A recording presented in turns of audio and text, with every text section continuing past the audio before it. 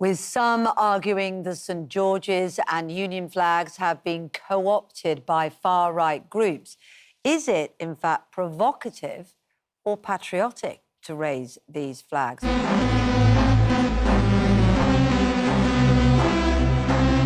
Well, we're joined now by Kyendi Andrews, Professor of Black Studies at Birmingham City University, who says it is provocative. Kyendi, who now? And there was me thinking Heston Blumenthal was looking well rested. Very fetching tan.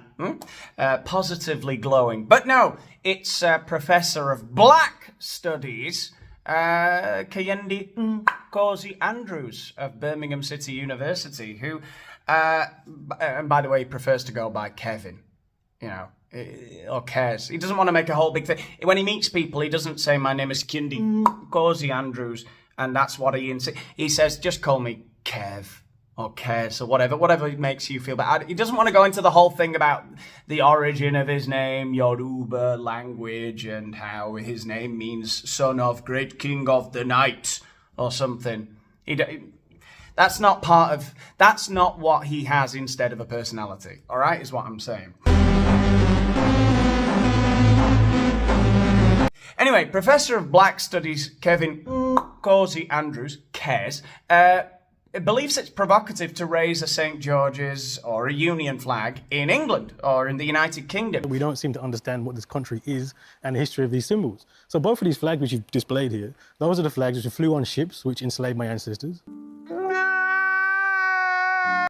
Now, why doesn't that surprise me, coming from Kevin Andrews?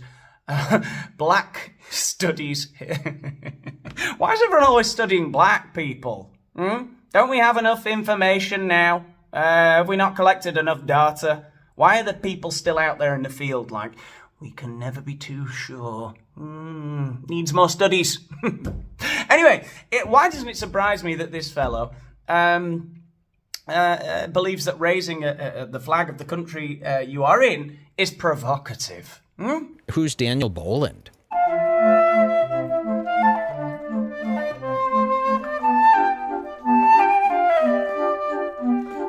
Oh, Daniel Boland, this is a heavy hitter. Do you guys know who this is? Those are the flags which the British Army marched into places like India, Pakistan, Bengal, Africa, and colonised 25% of the world. Oh, God, colonised 25% of the world. Does colonialism bring up some bad memories for you, Kez? Look, I am not one to feel shame or pride about anything that I was not involved with, especially something that happened hundreds of years before I was born. But if anything, I think people should stop saying all the time how easily we managed to rule over 25% of the world in a few short decades. You know, we sent out a few ships and suddenly we had hospitals, schools, running railways and everything in all of these nations all over the world.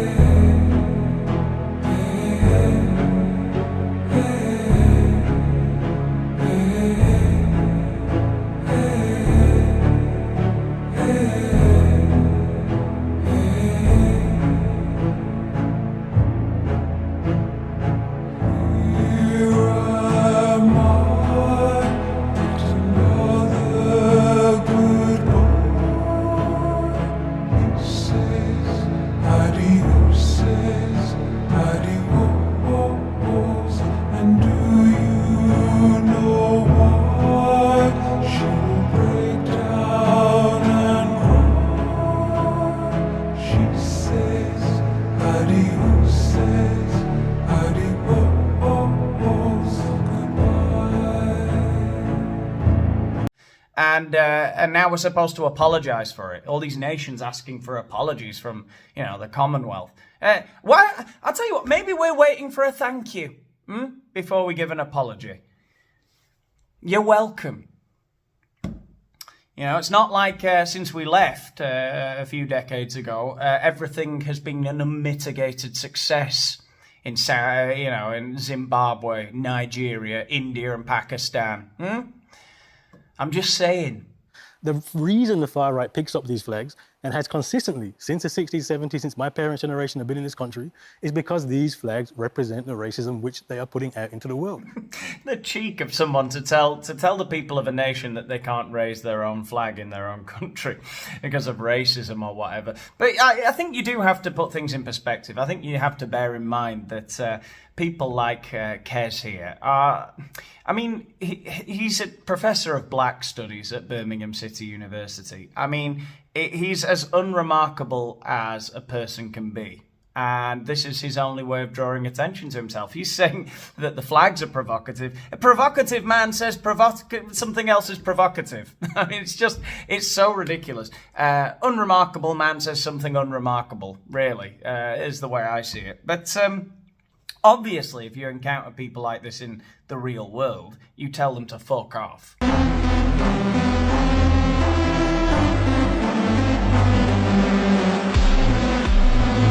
Right? It's only a problem when people start to entertain these thoughts that it is problematic to raise the British or the English flag in Britain or in England. So, I mean, so long as there's pushback, it's fine. It seems that we've been brought up to believe this narrative, and now it's only in recent years that people are starting to push back against it.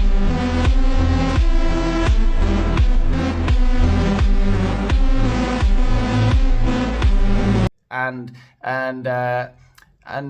while I'm not one to take to the streets to start painting the zebra crossings in the St. George's flag, I think that's kind of a bit cringe. I am glad that people are pushing back on this nonsense. It's a good thing.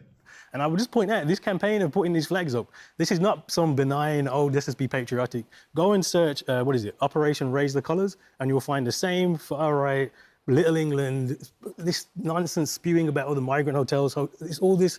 That's what that's about. People aren't putting up this flag to celebrate Britain. They're putting up this flag to remind us that Britain is white and we shouldn't be here. Well, if that's how you feel, Kez, I'm truly sorry. Now, what is it exactly that Mr. Kahindi Cozy Andrews is trying to tell us here? Mr.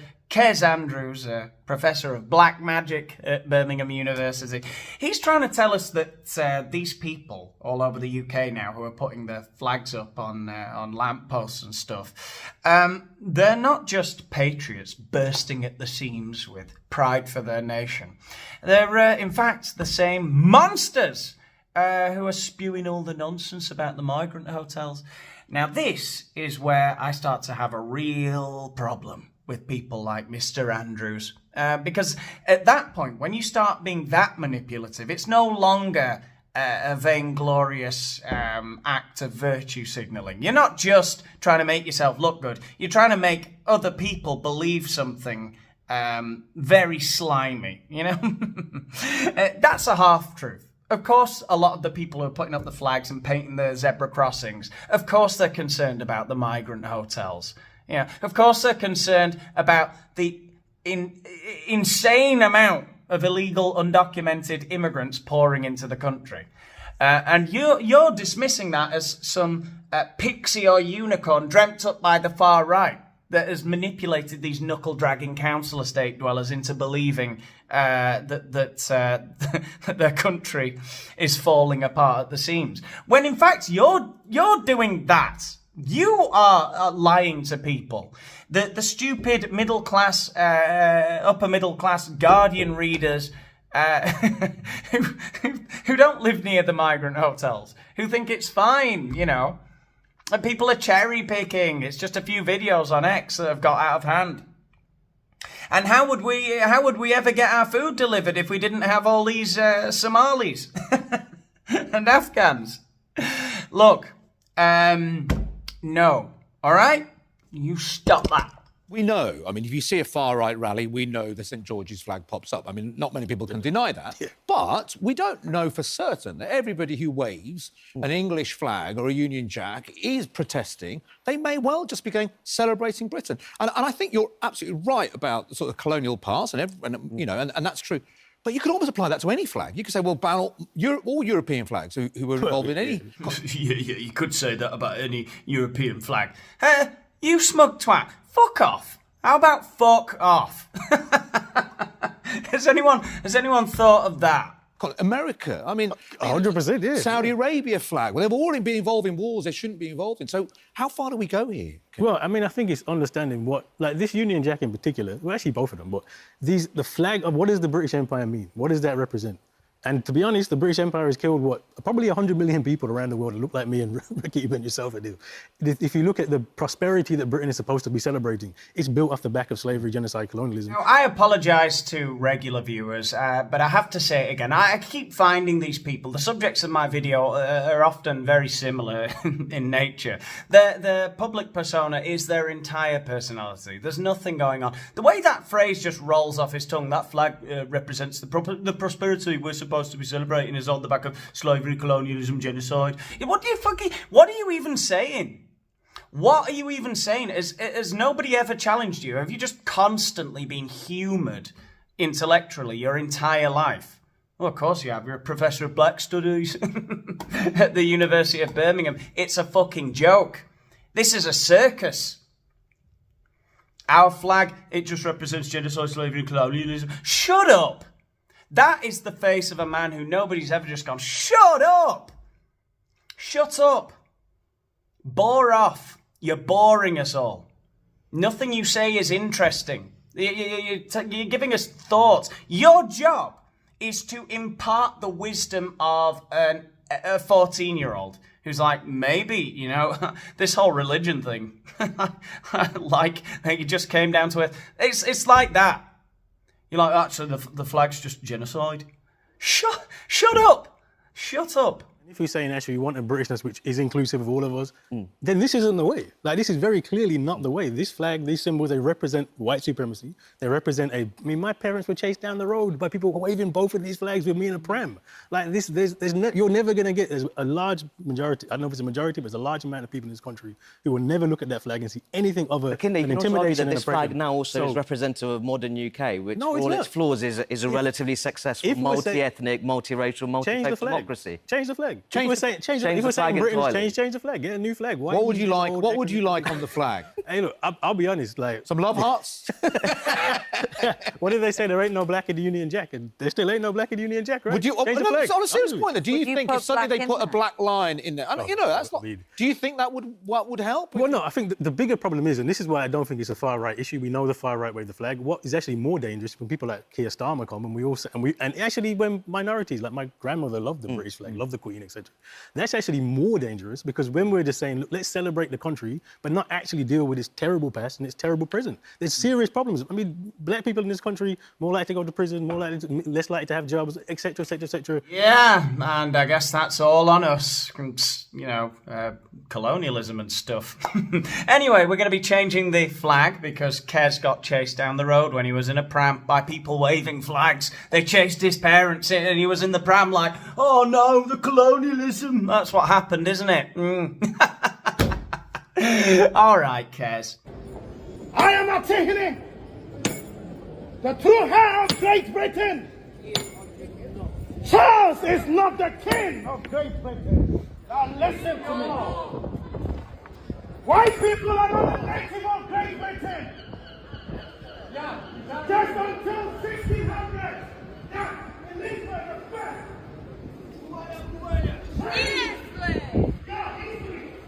You are not the native of Great Britain.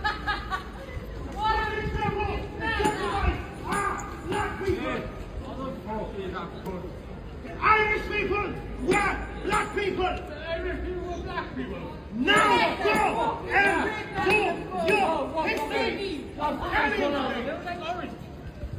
Now listen to me. Oh, looks like we may be changing the flag after all. The United Kingdom of Kubala.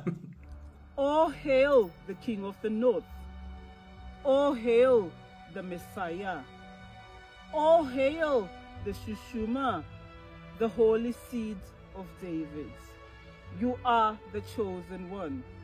You are the one to usher us to the promised land. Here in the holy land of Scotland, the land of the ancestors, the land of King David, the land of King Solomon. Oh, Holy One of David, you have come the Shushuma. The time has come to bring the captives home. The time has come for black power in Kubala. Well, there you've got it. The kingdom of Kubala is upon us, and they look like a pretty advanced society. They've already got togas and peacock feathers for fans. So sign me up. I'm ready. What did the British Empire ever do for any of us, eh? Anyway, let's all go and live in the Highlands with the Kubala. All right, I'm done with today's video. I don't even know what this is about anymore. If you've enjoyed any of it, though, give the video a like, subscribe to the channel if you haven't done so already, and check out my X and Instagram to know when I bring out a new video. If you want to help out with the channel even further, then you can join my Patreon and get some access to some exclusive videos. And I'll leave you with some horrible, horrible scenes